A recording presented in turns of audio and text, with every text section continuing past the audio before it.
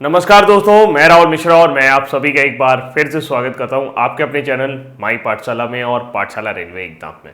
तो फिलहाल आज भी आपके लिए करंट अफेयर्स लेकर आ गया हूं। एक क्वेश्चन आपकी स्क्रीन पर लिखा हुआ है कि अंतर्राष्ट्रीय शतरंज महोत्सव में अभी हाल ही में दूसरा स्थान किन्होंने प्राप्त किया है। इसके बारे में चर्चा जरूर करेंगे। एक छोटा सा अनाउंसमेंट है क्योंकि रक्षाबंधन की वजह से आपका 2 दिन अब करंट अफेयर्स नहीं आ पाएगा। सोमवार को और मंगलवार को आपको करंट अफेयर्स नहीं मिलेगा, तो अब अगला करंट अफेयर्स बुधवार को सुबह आपको प्राप्त होगा। चलिए तो आज के करंट अफेयर्स की ओर चलते हैं। Indian grand master P Harikrishna है सिक्योर्ड। अच्छा, मैंने आंसर ही बता दिया कि दूसरा स्थान जो है उन्हें अभी हाल ही में बील इंटरनेशनल चेस फेस्टिवल में हासिल किया है। तो इसका उत्तर बन जाएगा सेकंड। और आज के करंट अफेयर्स की जो पहली जानकारी की तरफ चले तो वो भी यही है कि अभी हाल ही में भारतीय ग्रैंड मास्टर पी हरिकृष्णा ने 53वें यानी कि 53rd नंबर के बील अंतरराष्ट्रीय शतरंज महोत्सव में दूसरा स्थान प्राप्त किया है।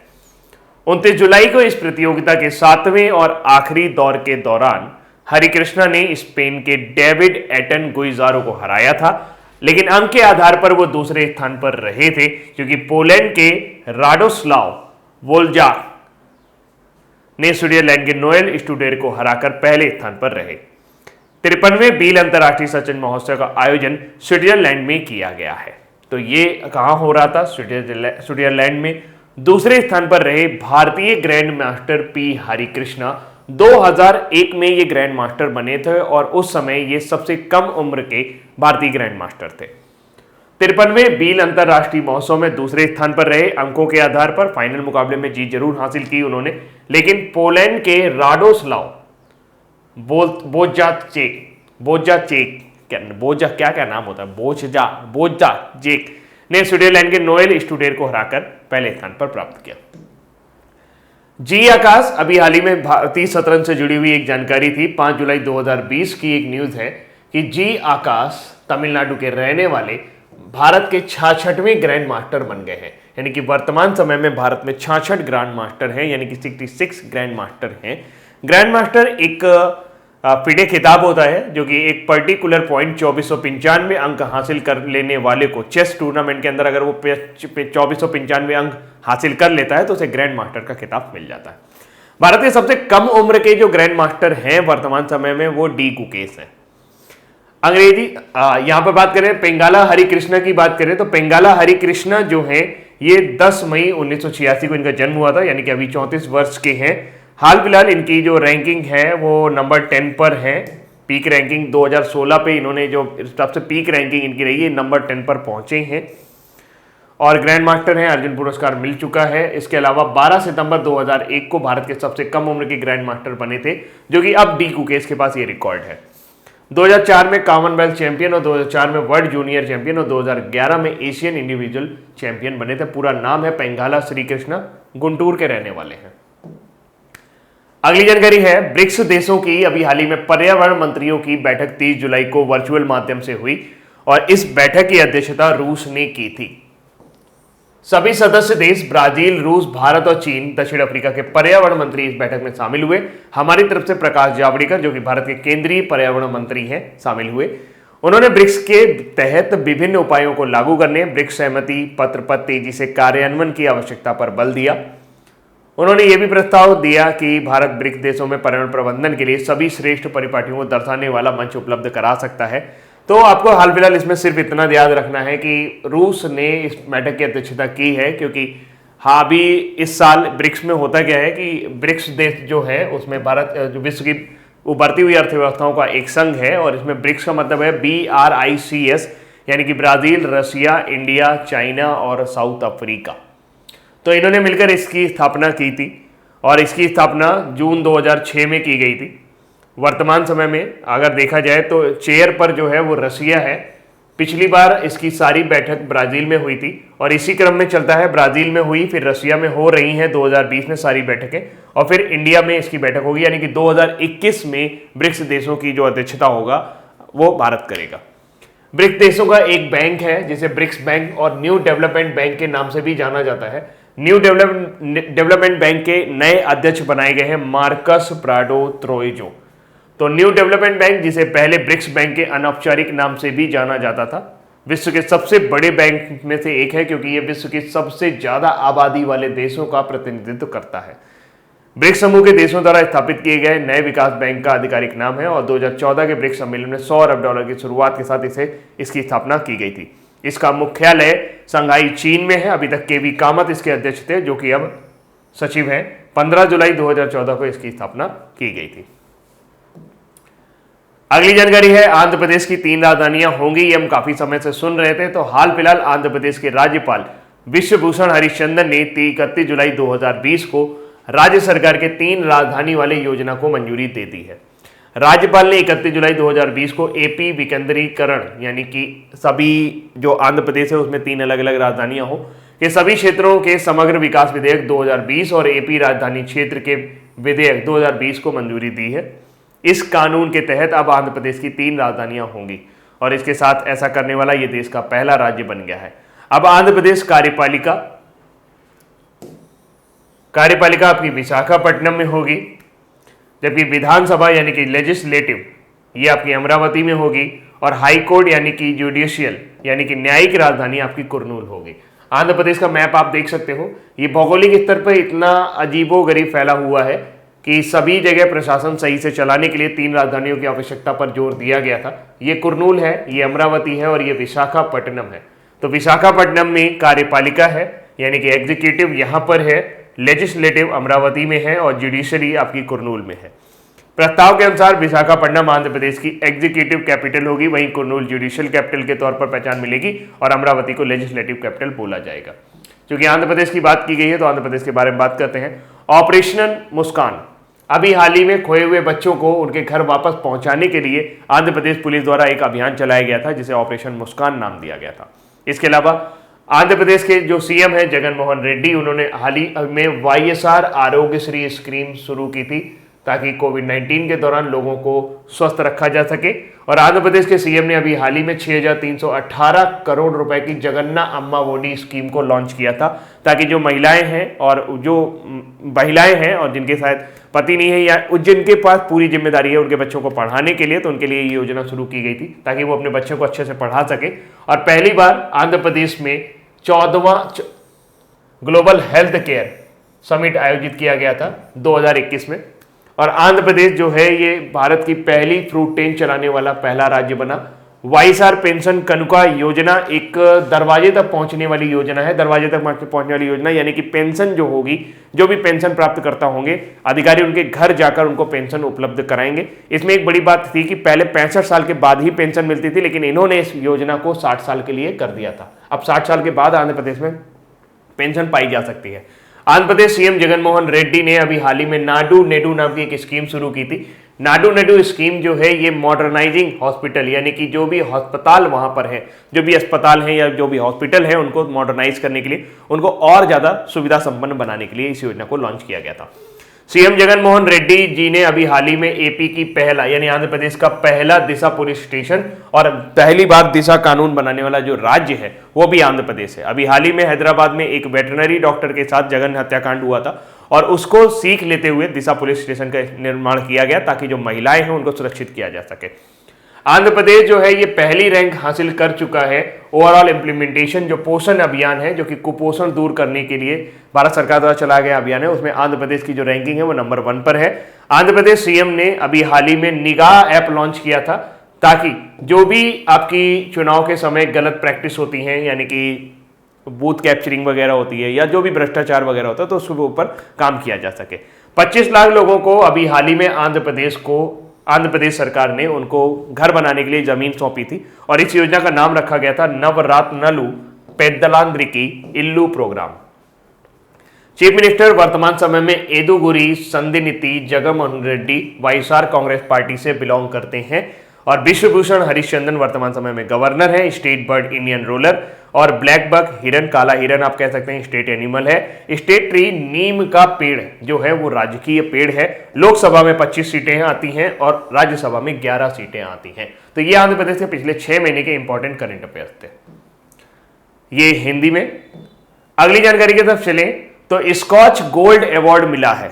स्कॉच गोल्ड अवार्ड उन लोगों को दिया जाता है, उन संस्थाओं को दिया जाता है जो फाइनेंशियल डिजिटल या सोशल इंक्लूजन के लिए काम करते हैं, आदिवासी क्षेत्रों के लिए काम करते हैं, या ऐसे किसी भी लोगों के लिए काम करते हैं जो अभी तक हमारे समाज की मुख्य धारा से जुड़ नहीं पाए हैं। तो ऐसे में ये अवार्ड 2003 में शुरू हुआ था और अब ये जो अवार्ड है ये अभी हाल ही में स्कॉच गोल्ड अवार्ड की घोषणा हुई, जिसमें आदिवासी मामलों के मंत्रालय को सक्षम आईटी योजनाओं के माध्यम से आदिवासियों के सशक्तिकरण परियोजना के लिए प्रदान किया गया है।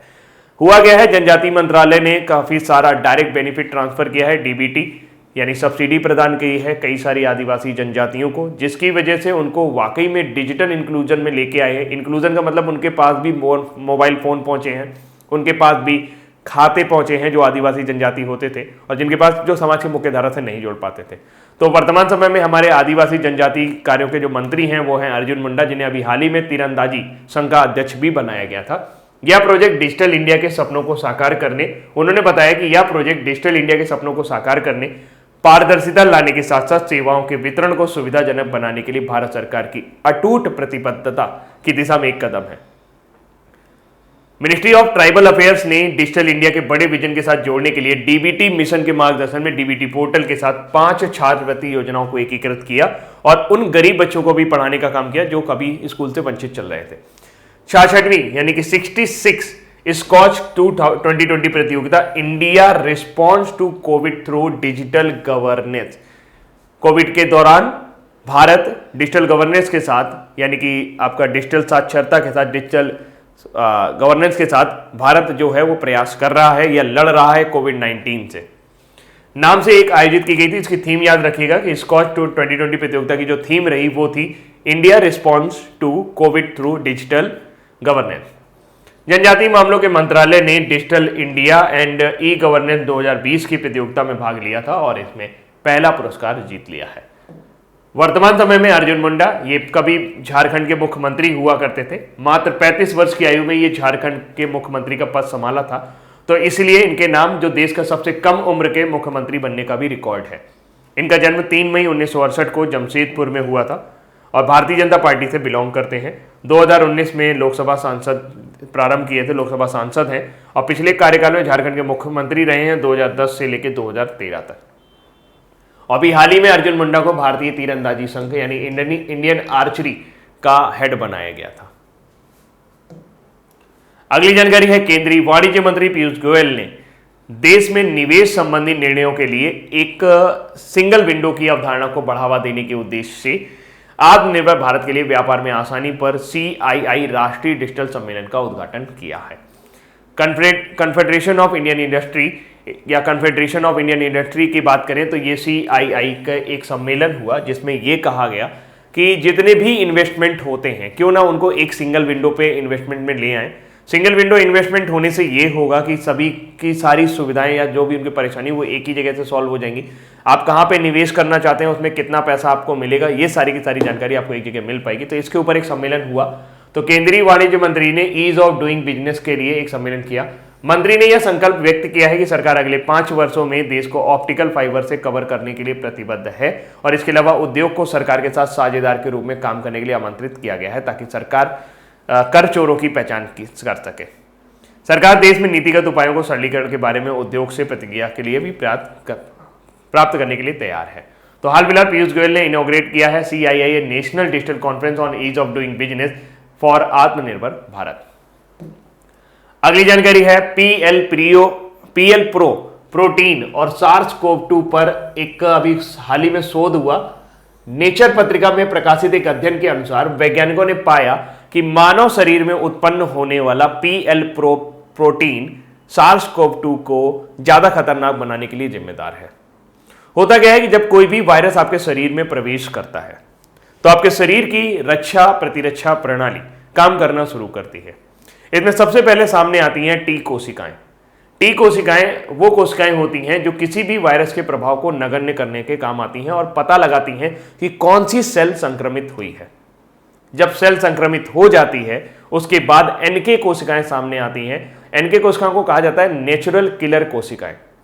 नेचुरल किलर कोशिकाएं इंटरफेरॉन के माध्यम से, इंटरफेरॉन एक तरह का प्रोटीन होता है जो आपके शरीर में बनता है और यह प्रोटीन ही आपकी रक्षा प्रतिरक्षा प्रणाली को मजबूत बनाता है।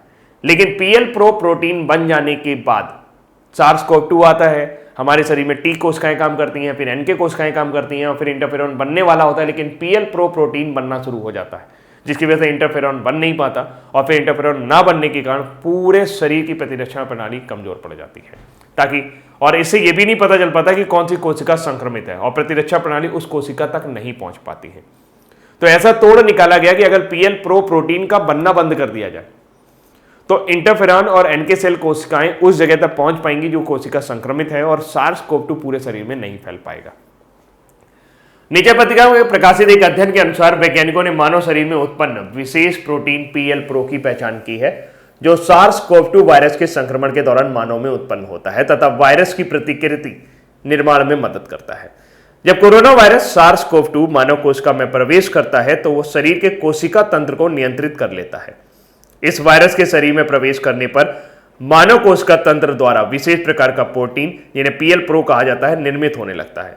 जब SARS-CoV-2 वायरस से मानव शरीर संक्रमित होता है तो संक्रमित शरीर की कोशिकाओं द्वारा टाइप 1 इंटरफेरॉन नामक संदेशवाहक पदार्थ मुक्त किया जाता है। ये संदेशवाहक पदार्थ शरीर की मारक कोशिकाओं या एनके सेल को आकर्षित करते हैं और संक्रमित कोशिकाओं को खत्म करते हैं, लेकिन पीएल प्रो बनने की वजह से ये सही ढंग से काम नहीं कर पाता। तो SARS-CoV-2 में हमारी प्रतिरक्षण प्रणाली किस प्रकार से काम करती है? जब SARS-CoV-2 वायरस से मानव शरीर संक्रमित होता है तो संक्रमित शरीर की कोशिकाओं द्वारा टाइप 1 इंटरफेरॉन नामक संदेशवाहक पदार्थ मुक्त किया जाता है। ये संदेशवाहक पदार्थ शरीर की मारक कोशिकाओं एनके सेल को आकर्षित करते हैं और संक्रमित कोशिकाओं को नियंत्रित करते हैं। मानव कोशिकाओं द्वारा पीएल प्रो प्रोटीन का उत्पादन प्रारंभ होने पर SARS-CoV-2 वायरस पुनः प्रतिरक्षा प्रणाली के खिलाफ काम करना शुरू कर देता है, क्योंकि PL pro protein type 1 interferon के निर्माण को प्रभावित करता है और इससे शरीर की मारक कोशिकाओं या एनके कोशिकाओं को आकर्षित नहीं कर पाते और ये पता नहीं चल पाता कि कौन सी कोशिका संक्रमित है। टी सेल, जब एक वायरस किसी व्यक्ति को संक्रमित करता है तो जीवित रहने और अपनी प्रतिकृति निर्माण करने के लिए वो मेजबान कोशिकाओं पर हमला करता है। इस दौरान प्रतिरक्षा प्रणाली की विभिन्न कोशिकाएं, जिन्हें टी सेल कहा जाता है, संक्रमित कोशिकाओं की तलाश करने लगती है। टी सेल रिसेप्टर वायरस से उत्पन्न पेप्टाइड संक्रमित कोशिकाओं द्वारा एक उत्सर्जित कारक होता है का पता लगाता है और टी सेल को संक्रमण की चेतावनी देता है। टी सेल संक्रमित कोशिकाओं को नष्ट करने के लिए साइटोटॉक्सिक नाम का एक प्रोटीन पैदा करता है और जो वायरस को नष्ट कर देता है। फिर उसके बाद एनके सेल का काम आता है। वायरस में अनुकूलन की अत्यधिक क्षमता होती है जो टी सेल की पहचान से बचने के लिए बार बार नए नए तरीके विकसित कर लेता है और टी सेल संक्रमित कोशिकाओं इसका पता नहीं लगा पाती। जब टी सेल संक्रमित कोशिकाएं इसका पता नहीं लगा पाती तो यह कार्य शरीर की विशेष प्रतिरक्षा कोशिकाओं, जिन्हें प्राकृतिक मारक कोशिका के या संक्षेप में एनके सेल कहा जाता है, द्वारा संपन्न किया जाता है। इंटरफेरॉन, वायरस से संक्रमित होने पर कोशिकाओं द्वारा इंटरफेरॉन नाम का प्रोटीन उत्पादन किया जाता है जो वायरस के खिलाफ प्रतिरक्षा सुरक्षा में महत्वपूर्ण भूमिका निभाता है। इंटरफेरॉन संक्रमित कोशिका में वायरस की प्रतिकृति निर्माण प्रक्रिया में प्रत्यक्ष रूप से हस्तक्षेप करके इसे रोकते हैं और एक तरीके से आपकी प्रतिरक्षा प्रणाली इस तरह से काम करती है जब कोई वायरस आता है। तो यहाँ पे T cell, NK cell, interferon का काम होता है, लेकिन पीएल प्रो प्रोटीन जो है वो गड़बड़ कर देता है अगर पीएल प्रो प्रोटीन बनने लगता है हमारे शरीर में, और ये SARS-CoV-2 की विशेषता है जिसकी वजह से ये वायरस हमारे शरीर में काबू पा लेता है। लेकिन अगर पीएल प्रो प्रोटीन बनना बंद कर दिया जाए, किसी तरीके से ऐसी दवा दे दी जाए जैसे पीएल प्रो प्रोटीन ना बनेगा, तो आपका जो वायरस है वो पूरे शरीर में नहीं फैल पाएगा, आपकी प्रतिरक्षा प्रणाली है जो सही से काम कर पाएगी। अगली जानकारी हरियाणा से। हरियाणा में कई सारे ऐसे दुर्गम इलाके हैं जहां पर प्रॉपर तरीके से खेती नहीं की जा सकती या जहां पर अभी भी अच्छे तरीके से बंजर है और बहुत प्रॉपर तरीके से वहां पे हरियाली नहीं है। तो हरियाणा को पूरा हरियाली करने के लिए, यानी कि पूरी तरह से हरित बनाने के लिए एरियल सीडिंग की व्यवस्था की जा रही है। एरियल सीडिंग में होता क्या है कि इसमें बीज को मिट्टी में और चारकोल से बांध दिया जाता है, छोटी छोटी गोलियां बना दी जाती हैं और फिर उसे ड्रोन में रखकर उसको डिस्ट्रीब्यूट कर दिया जाता है। एक ड्रोन एक बार में 20 से लेकर 25,000 तक सीडिंग कर सकता है, जिससे जो ऐसे इलाकों में ये फैलाई जा सकते हैं जहां पर जाना मुश्किल है, जहां पर खेती करना मुश्किल है। दूसरा, क्योंकि इन्हें मिट्टी और खाद के द्वारा इन्हें लेपा जाता है इन बीजों को, तो इनको ज्यादा केयर की आवश्यकता भी नहीं होती, बस पानी मिल जाए इनको, ये अपने आप ही अंकुरित हो जाते हैं। तो हरियाणा सरकार ने इस तरह की एरियल सीडिंग के ऊपर काम करना शुरू किया है। हाल ही में हरियाणा सरकार ने राज्य के अरावली क्षेत्र में हरित आवरण को बेहतर बनाने के लिए एरियल सीडिंग ड्रोनों को तैनात किया है। अरावली और शिवालिक पहाड़ियों के दुर्गम और कठिन स्थलों पर कम वनस्पति घनत्व और खंडहर क्षेत्रों को पुनर्जीवित करने के लिए इस परियोजना को पायलट के आधार पर संचालित किया जा रहा है। एरियल सीडिंग रोपण की एक तकनीक है जिसमें बीजों को मिट्टी, खाद, चारकोल और अन्य घटकों के मिश्रण में लपेटकर एक गेंद का निर्माण कर लिया जाता है और इसके बाद हवाई उपकरण जैसे विमानों, हेलीकॉप्टरों या ड्रोन आदि का उपयोग करके इन गेंदों को लक्षित क्षेत्रों में फेंका जाता है, छिड़काव किया जाता है। इस विधि के अंतर्गत 25 से 50 मीटर तक की ऊंचाई से विभिन्न आकारों के बीज के छिड़काव के लिए एक सटीक वितरण तंत्र सुसज्जित ड्रोन इस्तेमाल किए जाते हैं। एक ड्रोन 20 से 30 हजार बीज एक दिन में रोप सकता है। हरियाणा से जुड़ी हुई एक न्यूज अभी मैंने कुछ दिन पहले आपको बताई थी कि हरियाणा में ही इसके 2 जिले मेवात और गुरुग्राम को जोड़ने के लिए अरावली पहाड़ियों में ही double stack container train, electrified container train के लिए सुरंग बनाई जा रही है। तो ये अपने आप में विश्व की पहली electrified double stack container train है जो हरियाणा में बनाई जा रही है। अगली जानकारी तक चलें तो अगर आप दिल्ली या उसके आसपास के इलाकों में रहते हैं तो आपको थोड़ा सा सावधान होना चाहिए, क्योंकि दिल्ली में जो पीने का पानी आता है वो यमुना नदी से आता है और अभी हाल ही में पाया गया कि यमुना में अमोनिया का स्तर बहुत ज्यादा खतरनाक स्तर तक बढ़ गया है। जब किसी नदी के या जल में अमोनिया का स्तर बढ़ जाता है तो ऑक्सीजन के साथ क्रिया करने की वजह से वहां पर बायोलॉजिकल ऑक्सीजन डिमांड कम हो जाती है। बायोलॉजिकल ऑक्सीजन डिमांड क्या होती है? ये पानी में घुलित ऑक्सीजन होती है जिसके जरिए जलीय पौधे, जो जल में पौधे रहते हैं वो और जो जीव जंतु होते हैं वो सांस ले पाते हैं और ये किसी भी वनस्पति या किसी भी हरित या किसी भी जलीय आवरण या जलीय इकोसिस्टम या आपका एक्वेटिक इकोसिस्टम को बनाए रखने के लिए बहुत ज़्यादा आवश्यक होता है। अगर किसी जल में बायोलॉजिकल ऑक्सीजन डिमांड एकदम कम हो गई, एकदम बेकार हो गई, मतलब कि जितना वो कम हो जाएगी उतना ही खतरनाक हो जाएगा। तो हाल फिलहाल क्या हुआ कि हाल ही में दिल्ली में यमुना नदी के पानी में अमोनिया के उच्च स्तर लगभग 3 पार्ट मिलियन का पता चला है। 3 ppm, ये बहुत ज्यादा है। 0.5 ppm तक तो ठीक रहता है, जिसके कारण दिल्ली में पानी की आपूर्ति बाधित हुई है। भारतीय मानक ब्यूरो के अनुसार पीने के पानी में अमोनिया की स्वीकार्य अधिकतम सीमा 0.5 पार्ट पर मिलियन है।